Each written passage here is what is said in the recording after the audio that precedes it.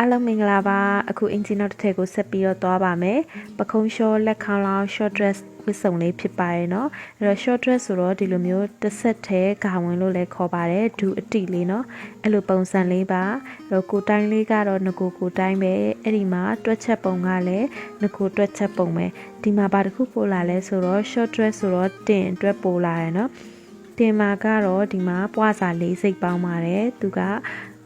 ကာဝင်အကျက်ဖြစ်တဲ့အတွက်ကြောင့်မလို့เนาะသူကရင်သားလိုမျိုးပဲတင်มาလဲအသားရှိတဲ့အတွက်ကြောင့်မလို့လှုပ်ရှားရတာလွယ်ကူအောင်လို့ပွားစာလေး၄စိတ်ပေါင်းပေးမယ်အဲ့တော့ဒီမှာမူရင်းပတ်တန်လေးကိုဆွဲထားတယ်အဲ့တော့ short dress ဖြစ်တဲ့အတွက်ကြောင့်မလို့အောက်မှာကာဝင်တစ်ဆက်တည်းဆွဲမှာဖြစ်တဲ့အတွက်ကြောင့်မလို့စက်ကူလေးကိုအောက်မှာခြံထားတယ်ပြီးတော့ဒီမှာပတ်တန်လေးကိုဂျိုင်းတောက်ရဲ့ရိုးတောက်ရဲ့နှစ်ခုထည့်ပြီးတော့ဆွဲထားပေးတယ်เนาะပြီးတော့ဒီမှာပတ်တန်လေးကို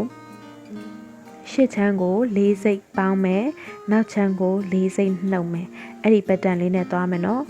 ကိုကပတ်တန်လေးဒီလိုလုပ်ရတာအရင်ရှုပ်တယ်ဆိုလို့ရှိရင်တော့ငကိုမူလပတ်တန်နဲ့ပဲသွားမယ်နောက်ပြီးတော့ဂျိုင်းတောက်တွေရင်ပင်းတောက်တွေမထည့်ချင်ဘူးဆိုလည်းရတယ်မထည့်ဘဲနဲ့သွားလို့ရတယ်နော်ဒါပေမဲ့ဒီအထည်မှာတော့ပြည့်ပြည့်စုံစုံလေးဖြစ်သွားအောင်လို့တောက်တွေကိုလည်း၃မျိုးလုံးထည့်မယ်ပြီးတော့ရှစ်ချမ်းနောက်ချမ်းကိုလည်းမတူညီတဲ့ပုံစံလိုမျိုးနဲ့သွားမယ်နော်အဲ့တော့ရင်ပင်းတောက်လေးတစ်လက်မထည့်လိုက်တာဖြစ်တဲ့အတွက်ကြောင့်မလို့ခါလိုင်းဟာအောက်ကိုတစ်လက်မဆင်းသွားပါတယ်တောက်နေရာကလည်းပြောင်းသွားပါတယ်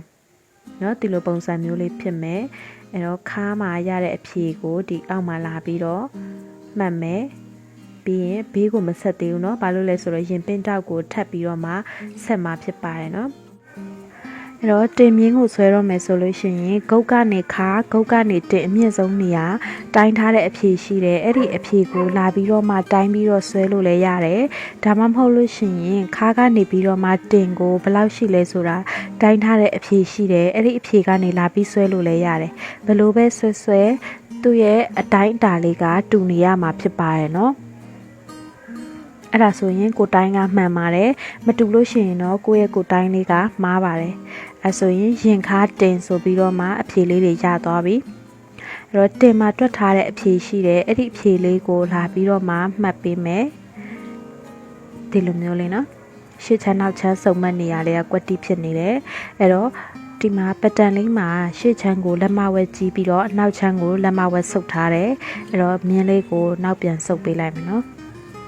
ပြီးရင်တင်မြင်းရဲ့အပေါ်ကိုတလက်မခွဲတက်တယ်ပြီးတော့မှခါမှတ်နဲ့လာပြီးတော့မှဆက်ပေးလိုက်တယ်နော်ဟိုဘက်ချမ်းလဲတူတူပဲဟိုဘက်ချမ်းဆိုရင်တင်မြင်းကအောက်မြင်းဖြစ်သွားပြီနော်အပေါ်ကိုတလက်မခွဲတက်တယ်ပြီးတော့ခါမြင်းနဲ့လာဆက်တယ်ဒီအမှာကခါမြင်းကဘေးကိုဆွဲမိလို့နော်မှားသွားလို့ပါပြီးလို့ရှိရင်စကတ်ရဲ့အရှိကိုကြိုက်တဲ့လောက်လေးဆွဲမယ်အဲ့တော့ပုံမှန်ဆိုလို့ရှိရင်တော့24လက်မဆိုရင်ဒူးဖုံးလေးရပါတယ်เนาะအဲ့တော့ဒီမှာတော့24လက်မဒူးဖုံးလေးမဆွဲဘူး21လက်မဒူးအထက်မှာလေးဆွဲမယ်เนาะပြီးလို့ရှိရင်တင်လိုင်းရဲ့ဘေးကနေပြီးတော့မှအောက်ကိုတက်တက်ဆွဲချလိုက်မယ်เนาะရှစ်ချမ်းကနေရဲ့အောက်ပိုင်းနေဟာအကုန်လုံးကတလက်မပို့ရှည်နေရပါမယ်เนาะပြီးရင်တဲ့ဆွဲချထားတဲ့မြင်းရဲ့ဘေးကိုလက်မဝက်စီစားပေးပါမယ်အဲ့ဒါမှစကတ်လေးကအောက်မှာလာပြီးတော့ကားမနေမှာဖြစ်ပါတယ်နော်ဒီလိုပုံစံလေးရသွားပြီအဲ့တော့တောင်းချွန်ဖြစ်နေတဲ့နေရာလေးတွေကိုပေကွေးလေးနဲ့လာပြီးတော့ဖြည့်ပေးမယ်နော်ဒါလေးကဖြတ်ထုတ်ရမယ့်အပိုင်းလေးနော်စားထုတ်လိုက်တာဖြစ်ပါတယ်ပြီးသွားပြီဆိုလို့ရှိရင်အောက်အဖျားလေးเนาะအောက်အဖျားလေးကိုဒဲမချုပ်ပါဘူးစကတ်တွေချုပ်တဲ့အခါမှာဘေးကို3စိတ်ခန့်တက်ပါတယ်ဒီလိုရောင်ရောင်လေးစောင်းပြီးတော့တက်ပေးပါရเนาะအဲ့ဒါမှစကတ်လေးကပုံကြလာပါတာဖြစ်ပါတယ်ဒဲချုပ်တယ်ဆိုလို့ရှိရင်ဘေးနားမှာချုပ်ရိုးသားလေးမှာလာပြီးတော့ချွန်နေတက်ပါတယ်ဟုတ်ပြီအခုနောက်ချမ်းဒီမှာခါးလေးကိုလည်းเนาะအောက်ပိုင်းကိုလည်းစားပါမယ်အပေါ်ပိုင်းကစားလာတဲ့အတိုင်းပဲလက်မဝက်အောက်ကိုကြတော့တင်မြင်းရဲ့အပေါ်တလက်မခွဲနေရအထိလာပြီးတော့စားပေးမယ်ပြီးတော့နောက်ချမ်းတောက်ကိုဆက်ပြီးတော့ဆွဲမယ်အဲ့တော့စကတ်တောက်မှာကတောက်ကိုအရင်တောက်သုံးမှာဖြစ်တဲ့အတွက်ကြောင့်မလို့ဘေးဘက်ကနေလာပြီးတော့ပိတ်မယ်ပြီးတော့မှဘေးကိုလာပြီးတော့ဆောင်းပေးမယ်တဲတောက်မဟုတ်เนาะစကတ်မှာအရင်တောက်သုံးပါမယ်တောက်ရဲ့အရှိကတော့တင်မြင်းရဲ့အပေါ်တလက်မခွဲမှာဆုံးပါတယ်ပြီးရင်တော့ရှစ်ချမ်းတောက်ကိုဆွဲမယ်ရှစ်ချမ်းတောက်ကတော့ဒဲတောက်ဖြစ်ပါတယ် ပြီးတော့သူကတင်မြင့်ရဲ့အပေါ်2လက်မခွဲနေရမှာတောက်ကဆုံးပါတယ်ဒါဆိုရင်တောက်တွေအကုန်ဆွဲပြီးသွားပြီအဲ့တော့ဒီမှာရှေ့ချမ်းရဲ့ခါလေးဘေးနားလေးမှာရင်ပင်းတောက်လေးเนาะမထက်ခင်ဒါလေးကိုအရင်လေးဖြတ်ထုတ်လိုက်မယ်ပြီးတော့ဒီမှာအောက်ချမ်းကမလိုအပ်တဲ့ဟာတွေကိုလည်းဖြတ်ထုတ်လိုက်မယ်ပြီးရင်ဒီရင်ပင်းတောက်လေးကိုထပ်လိုက်မယ်เนาะခါတိုင်းလိုစက်ကူတောက်ချိုးပြီးတော့မှထပ်တာမဟုတ်ပဲねဒီလိုမျိုးလေးကက်ကြီးလေးနဲ့ခွဲပြီးတော့လာထပ်လဲရတယ်ဘလို့ထပ်အတူတူပဲเนาะစက်ကူလေးကိုတိတ်နဲ့ကတ်လိုက်တယ်ပြီးတဲ့ခါကျမှဒီမှာနောက်ချမ်းခါအရှိကိုမှတ်ရှေ့ချမ်းခါအရှိကိုလာတိုင်းပြီးတူတူဖြစ်ရပါမယ်เนาะပြီးရင်ဘေးကမြင်းကိုအသစ်ဆွဲလိုက်မယ်အဆူတာလေးရသွားပါပြီပြီးရင်ဒီမှာခါဘေးနားလေးမှာခြုံနေတယ်အဲ့ဒါလေးတွေကိုပေကွေးလေးနဲ့လာပြီးတော့ပြပြလေးဖြစ်အောင်လုပ်ပေးပါမယ်เนาะပြီးတော့ရင်တော့ဒါတွေအကုန်လုံးညှက်ထုတ်လို့ရပါပြီနောက်ချမ်းနေညှက်ထုတ်မယ်ထပ်ဆရာရှိတဲ့တောက်တွေကိုထပ်လိုက်မယ်เนาะစားထုတ်ဆရာရှိတဲ့တောက်တွေကိုစားထုတ်လိုက်မယ်ဒီလိုမျိုးချလိုက်တယ်ဆိုလို့ရှိရင်ခါမြင်းတင်မြင်းတွေဟာတနေရာတည်းဖြစ်သွားပါပြီเนาะအဲ့တော့ရှစ်ချမ်းကိုတော့ဖြတ်ဆက်ချုပ်မှာဖြစ်တဲ့အတွက်ကြောင့်မလို့ခါနေရာမှာဖြတ်ထုတ်လိုက်မယ်နောက်ချမ်းကိုတော့ဖြတ်ဆက်မလုပ်တော့ဘူးတစ်ဆက်တည်းချုပ်မှာเนาะအဲ့ရှစ်ချမ်းရဲ့အပေါ်ပိုင်းလေးကိုပြင်မယ်ဒီတောက်ကလေးကိုရင်အောက်လေးမှာလာပြီးတော့စားပေးမယ်เนาะအဲ့တော့ရင်အောက်3လက်မနေရာမှာဒီဘက်ဘေးကိုလက်မဝဲဝင်လိုက်တယ်ပြီးတော့ပေကွေးလေးနဲ့ဆွဲတယ်တောင်းနဲ့အောက်ကိုဆက်လိုက်တယ်ပြီးတော့မှပေကွေးလေးနဲ့ပြန်ပြီးတော့ဖြည့်ပေးမယ်ဟုတ်ပြီဒီလိုပုံစံမျိုးလေးရသွားပြီအဲ့ဒါကိုအခုအင်ဂျီပုံလေးစဆွဲတော့မယ်အဲ့တော့အင်ဂျီလေးကပခုံးလျှောလေးဖြစ်တယ်เนาะအပေါ်ကပခုံးမပါဘူးသူက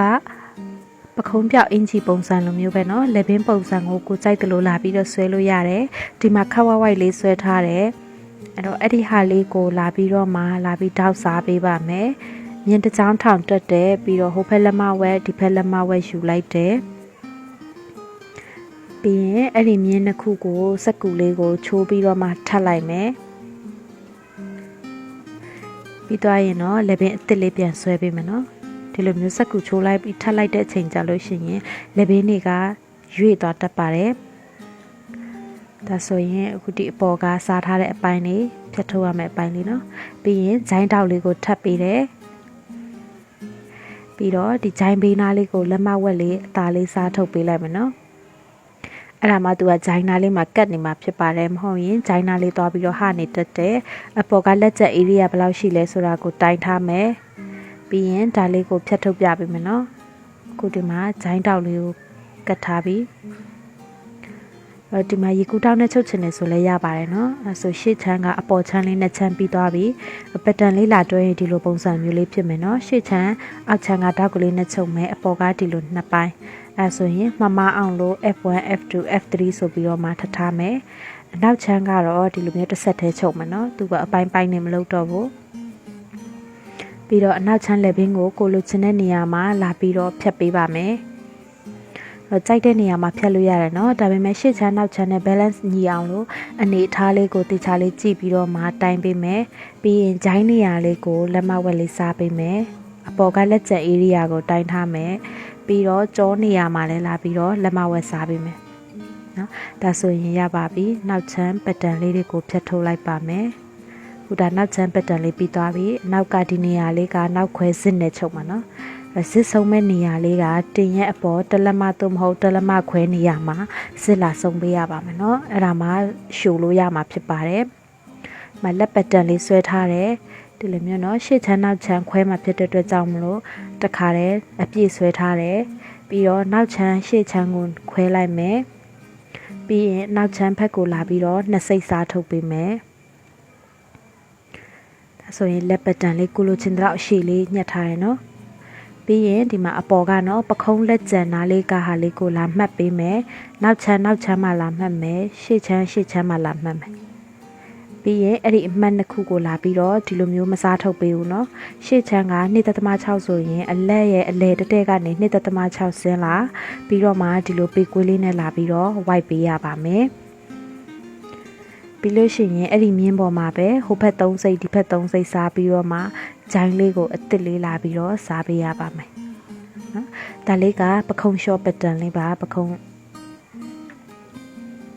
ပြီးသွားရင်တော့လက်လေးကိုအောက်မှာလက်ခေါင်းလောင်းကိုဘယ်လောက်လှုပ်ချင်လဲဆိုတာကိုဖြတ်လိုက်မယ်ဒီမှာလက်ခေါင်းလောင်းကို9လက်မလုံးမှာဖြစ်တဲ့အတွက်ကြောင့်မလို့9လက်မအရှည်ကိုယူလိုက်တယ်ဖြတ်ထုတ်လိုက်တယ်ပြီးတော့မှအောက်ကအချမ်းလေးကိုလာပြီးတော့ခွဲကားလုပ်ပေးမယ်အဲ့တော့ခွဲကားလေးကိုစိတ်စိတ်လေးလေးလုပ်လို့ရတယ်ဒီလိုမျိုးကြဲကြဲလေးလေးလုပ်လို့ရတယ်ဒါလေးကမိမိစိတ်ကြိုက်ပါ